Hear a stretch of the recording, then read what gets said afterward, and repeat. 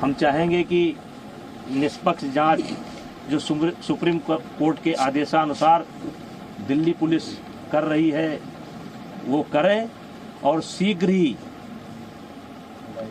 ही मेरा एक शब्द है कि शीघ्र ही जल्द से जल्द ये जांच पूरी करके जो भी कार्रवाई बनती हो उसे करना चाहिए। पॉस्को जैसे गंभीर आरोप की चर्चा हो रही है, क्या कहेंगे?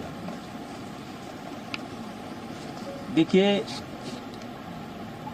मुझे न्यायपालिका पर भरोसा है, जांच पर भरोसा है। देश के अंदर जो न्याय देने की प्रक्रिया है उस पर भरोसा है। अलग से मुझे कुछ नहीं कहना है। फेडरेशन के अध्यक्ष के तौर पर सांसद जी आपसे लोग बोल रहे हैं कि अगर आप इस्तीफा दे देंगे तो एक सही जांच हो जाएगी, इस पर आपका क्या कहना है? नहीं, फेडरेशन का कोई रोल नहीं है, फेडरेशन का कोई रोल नहीं है, और इन लोगों की डिमांड लगातार बदलती है। अगर इनके पुराने बयानों को आप सुनेंगे तो ये जनवरी में इनकी मांग निकल करके आई थी कि अपने पद से इस्तीफा दें। मैंने उस समय कहा था कि पद से इस्तीफा देने का मतलब है कि मैंने इनके आरोपों को स्वीकार कर लिया। मेरा कार्यकाल लगभग पूरा हो चुका है। जब तक नई बॉडी नहीं बन जाती है, और अभी सरकार ने आईओ की एक कमेटी गठित की है, 3 लोगों की कमेटी गठित की है, जिसमें एक कोई हाई कोर्ट का जज होगा या सुप्रीम कोर्ट का जज होगा। उनकी देखरेख में 45 दिनों के अंदर चुनाव संपन्न होना है। चुनाव संपन्न होते ही मेरा कार्यकाल स्वतः समाप्त हो जाएगा। इस्तीफा कोई इतनी बड़ी चीज नहीं है, लेकिन अपराधी बनकर नहीं, अपराधी बनकर के नहीं, मैं अपराधी नहीं हूँ। और इनकी डिमांड लगातार बदल रही है। अगर इनके बयान को आप सुनेंगे तो लगातार ये देखेंगे कि ये हर रोज एक नया मुद्दा लेकर के आ जाते हैं। इन्हीं के कहने पर जांच कमेटी बनी, इन्हीं के कहने पर एक व्यक्ति ऐसा है जिसको जांच कमेटी में शामिल नहीं होना चाहिए था, उसको भी सरकार ने शामिल किया। मुझे आपत्ति करनी चाहिए थी, मैंने कोई आपत्ति नहीं की। जांच कमेटी की रिपोर्ट लगातार इनके पास पहुंच रही थी। कौन कौन खिलाड़ी क्या क्या बोला, लगातार डे बाई डे इनके पास पहुंच रही थी। इनको जब आभास हो गया कि जांच कमेटी में कोई आरोप सिद्ध नहीं हो रहे हैं, तो इन्होंने कमेटी के सार्वजनिक होने का इंतजार भी नहीं किया, और ये सुप्रीम कोर्ट चले गए, और एक कोई नया मामला लेकर के भी गए हैं। और सुप्रीम कोर्ट में नया मामला लेकर के गए हैं, और इन्होंने जिन बच्चों को पहले पेश किया है, कोई नाबालिग मैं नहीं जानता, एक ऐसा हवा में निकल करके आ रहा है कि उसमें से कोई नाबालिग है।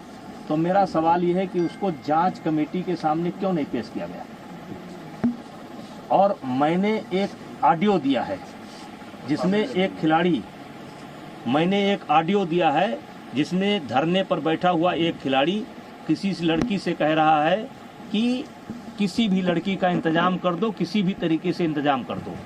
मतलब ये 4-4 महीना मेरे खिलाफ लोगों को उकसाएंगे, भड़काएंगे, सबूत इकट्ठा करेंगे, और फिर 3 महीने बाद एक ले जा करके फिर किसी न किसी को पेश कर देंगे।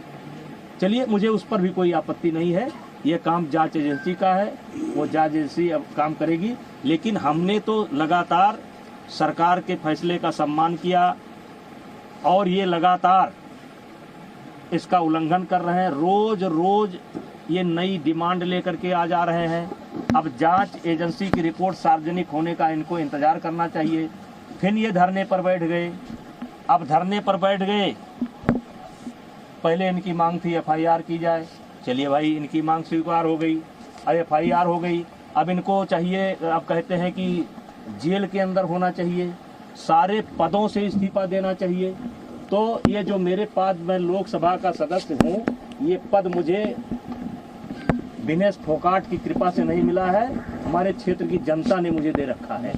और एक बार नहीं, 6 बार दे रखा है। 6 बार मुझको दिया, मेरी पत्नी को दिया, और उनको उनकी कृपा पर नहीं है। और कुश्ती संघ का अध्यक्ष पद भी उनकी कृपा पर नहीं है। मैं चुनाव लड़कर के जीता हूँ। अब आपके माध्यम से आप सवाल पूछेंगे तो मैं कहना चाहता हूँ, एक ही परिवार और एक ही अखाड़ा क्यों? हरियाणा के अन्य खिलाड़ी क्यों नहीं? हिमाचल के, महाराष्ट्र के, मध्य प्रदेश के, केरला के, कर्नाटका के, तमिलनाडु के, बंगाल के, आसाम के, देश के अन्य प्रांतों के खिलाड़ी क्यों नहीं?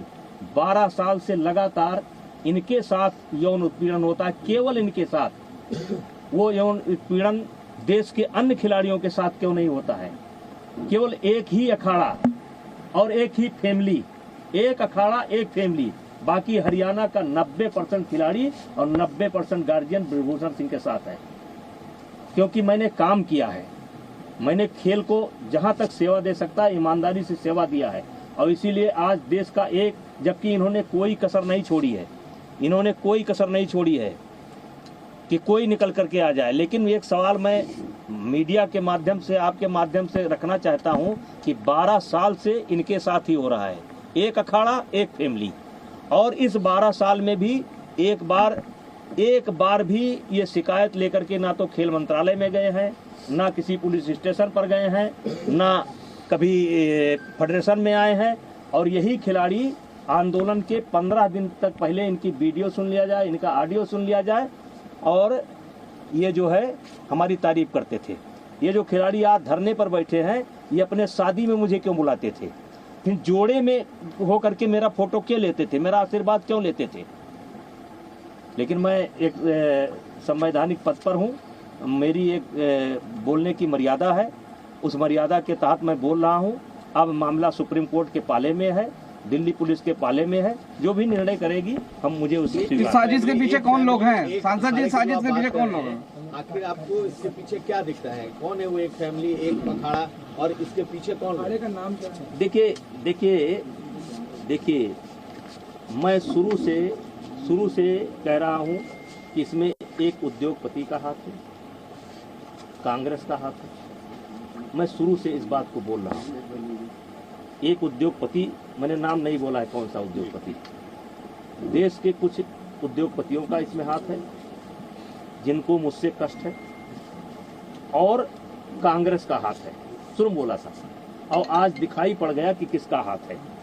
जब इनकी मांग मान ली गई, FIR दर्ज की गई, जांच तरीके से कहिए कि कार्रवाई शुरू हो गई, तब आप क्यों नहीं जा रहे हैं? अब क्यों मोदी जी के खिलाफ बोल रहे हैं? अब क्यों खेल मंत्रालय के खिलाफ बोल रहे हैं? अब क्या जरूरत है? पप्पू यादव को बुलाने की क्या जरूरत है? केजरीवाल को बुलाने की क्या जरूरत है? वो कोई रिटायर गवर्नर है, क्या नाम उसका, सतपाल मलिक को बुलाने की क्या जरूरत है? प्रियंका गांधी जी को तथ्य मालूम नहीं है। जिस दिन प्रियंका गांधी जी को तथ्य मालूम होगा कि दीपेंद्र हुड्डा ने कहां ला करके मुझे फंसा दिया, उस दिन उनको मालूम पड़ेगा। ये जांच की रिपोर्ट आएगी तब उनको मालूम पड़ेगा गलत जगह पर फंस गए। आज जो कांग्रेस की दुर्गति हो रही है ना, इसीलिए हो रही है। कभी वो सर्जिकल स्ट्राइक पर सवाल उठाएंगे, कभी एयर स्ट्राइक पर सवाल उठाएंगे, कभी कोरोना पर सवाल उठाएंगे। अब पूरा मामला पता नहीं क्या जंतर मंतर पहुंच गए। जांच का इंतजार कर लेते, दिल्ली पुलिस की रिपोर्ट का इंतजार कर लेते, तब जंतर मंतर पहुंचते। राजनीतिकरण हो रहा है, आम आदमी पार्टी पहुंच रही है। ये राजनीतिकरण शुरू से, मैं तो फर्स्ट डे से कह रहा हूं कि ये खिलाड़ियों का धरना नहीं है, ये कुछ षड्यंत्रकारी लोग हैं जो हमारी पार्टी को नुकसान पहुंचाना चाहते हैं, जिसमें मुझे मोहरा बना रहे हैं। यानी कि निशाना जरूर आपके ऊपर है, लेकिन लक्ष्य दूसरा है कोई नहीं। निशाना हमारे ऊपर है, हम बहाना है, निशाना और है, और निशाना आ रहा है। आज देख लिए, जैसे जांच कमेटी पर आपने कैसे सवाल खड़ा कर दिया। आपके कहने पर एक ऐसे व्यक्ति को कमेटी में शामिल किया गया जिसको नियमतः नहीं शामिल किया जा सकता था, क्योंकि उसी ने धरने की परमिशन ली थी, और उसके बावजूद भी उसको कमेटी में शामिल किया गया। आपको लगता है सरकार झुकती चली गई है इन लोगों के साथ? यही वजह है कि मांग बढ़ती चली गई। अब देखिए, मैं सब चीज़ों पर नहीं बोल सकता। मामला सुप्रीम कोर्ट में है, और सुप्रीम कोर्ट के संज्ञान में है, और पुलिस के निगरानी में है। मैं बहुत कुछ नहीं बोल सकता। सांसद जी, आप इस बात का दबाव कही थी कि आपने जो ऑडियो थी, वो ऑडियो किसको दी है? वो जो एक खिलाड़ी की ऑडियो, जांच कमेटी को। कौन खिलाड़ी था ये कोई जरूरी है भाई? जांच कमेटी को दे रखी है। वो लड़कियों से बात करता है कि भाई देखो, कोई लड़की बात कर लो, कोई लड़की, किसी भी तरीके से कोई लड़की ले आओ, और ले आए। क्योंकि जो आईओ के सामने जो बच्चे पेश हुए हैं, या जो बच्चे ओवरसाइट कमेटी के सामने पेश हुए हैं उसमें वो बच्चा नहीं था। यद्यप मुझे उस बच्चे का नाम पता भी नहीं मालूम है, लेकिन वो बच्चा नहीं था। सांसद जी, जैसे कि 16 से 18 जब खेल हुआ तो क्या इस खेल को जो पहली बार रोका गया था और दोबारा हो गया, इसके बाद ये टाइमिंग क्या कैसे देखा जाए कि ये धरना शुरू हो गया? अब देखिए, बहुत अच्छा सवाल आपने किया। ये कहते हैं कि मुझे कुश्ती को बचाना है, इसलिए हम इस धरने पर बैठे हैं। हमारे देश को एशिया चैंपियनशिप जूनियर अलॉट थी, आपने पत्र लिख लिख करके उसको कैंसिल करवा दिया, ये इन्होंने कुश्ती को बचाया। दूसरा, ओपन नेशनल टूर्नामेंट हो रहा था, उसको इन्होंने रद्द करवाया। एक काम ये उन्होंने कुश्ती को करके बचाया। महिलाओं का कैंप चल रहा था, बच्चियां आ चुकी थी, उनको कैंप छोड़ करके भागना पड़ा और वो आज तक कैंप नहीं लग पाया, ये इन्होंने कुश्ती को बचाया। और जब ओवरसाइट कमेटी बनी थी तो उसमें 3 सप्ताह का समय दिया गया था। 3 सप्ताह के बजाय मैंने 3 महीने तक वेट किया, और जब ओवरसाइट कमेटी समाप्त हो गई, उसने अपना कार्यकाल समाप्त किया, क्योंकि हमारी फेडरेशन को भंग नहीं किया गया था। हमारी फेडरेशन को भंग नहीं किया गया था। जब ओवरसाइट कमेटी ने अपने आप को ये हो गया कि अब ओवरसाइट कमेटी नहीं है, तो चूंकि देश में जैसे इस समय एशिया चैंपियनशिप होना है, फिर वर्ल्ड चैंपियनशिप होना है, हमारे यहाँ खेल रुका हुआ है, कोई नेशनल नहीं हो रहा है, कोई ओपन नेशनल नहीं हो रहा है। तो जब नेशनल नहीं होगा, अब जैसे कैडेट है, अगर कैडेट का नेशनल नहीं होगा, अंडर 15 का नेशनल नहीं होगा, तो एशिया जाने के लिए टीम कैसे बनेगी? एक प्रक्रिया है ये कि पहले हमको कराना पड़ेगा। हमारी फेडरेशन भंग नहीं थी, हमने जो है इस खेल को करवाया।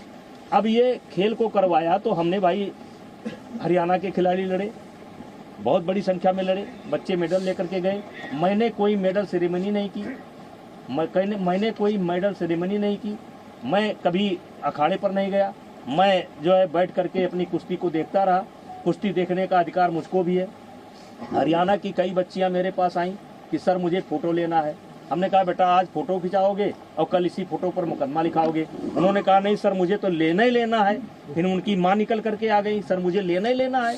फ़ोटो ले गए, और उसके बावजूद भी मैं मेडल सेरेमनी नहीं किया। लेकिन ये कहते हैं कि मुझे खेल को बचाना है, तो खेल को बचाना है तो नेशनल को बंद कर देना है, ओपन नेशनल को बंद कर देना है। ये खेल को बचा नहीं रहे हैं, और ये आने वाले समय में पता चलेगा कि इस 4 महीने के अंदर इन्होंने खेल का कितना बड़ा नुकसान कर दिया है। सांसद जी, इंटरनेशनल लेवल के खिलाड़ी नेशनल में भाग लेना नहीं चाहते थे, आप चाहते थे कि जो उत्तर प्रदेश के खिलाड़ी हैं, दूसरे राज्यों के खिलाड़ी हैं, वो भी भाग लें ताकि एक्चुअल जो खिलाड़ी अच्छा परफॉर्म कर रहे हैं वो आगे निकाल सके। क्या एक ये भी बड़ा कारण है जिसकी वजह से वो लोग जो उसमें धरने में बैठे हुए हैं आपके खिलाफ बैठे हुए हैं? देखिए, एक समय ऐसा था